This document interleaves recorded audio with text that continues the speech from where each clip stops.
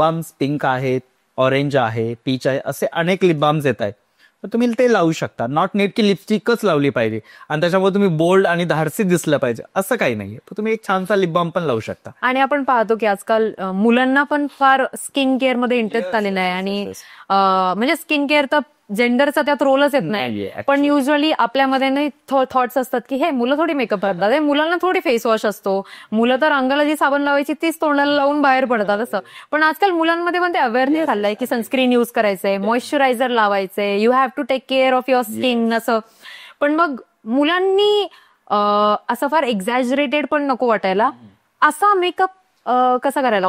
Makeup म्हणण्यापेक्षा ना सगळ्यात महत्वाची मुलांसाठी आहे स्किनची काळजी घेणं. कारण मूळतः ज्यावेळेस निसर्गाने पुरुषांचं शरीर बनवले ना ते रफ टफ बनवले. येस. 4 देखणे मुलं पण एका ठिकाणी थांबले आणि काही सावळी मुलगी पण बाजूला जात असेल असे तर त्या 4ही मुलांची नजर तिच्याकडे न कळत जाते.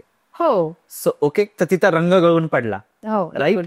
पण मुलांच्या बाबतीत सांगायचं म्हटलं की मुलांचे पोर्स जे आहेत ते लॉक होत असतात सिबममुळे, उन्हात जास्त वेळ राहिल्यामुळे. जसं मुली स्वतःला बांधून ठेवतात, जसं तुम्ही गाडीवर जाता वेळेस मुली स्वतःच्या चेहऱ्याला स्कार्फ वापरतात किंवा मास्क लावतात किंवा सनकोट घालतात, असं मुलं हा प्रकार असं काहीच करत नाही. मुलं एकदम गाडीवर निघणे, कंगी फिरवणे आणि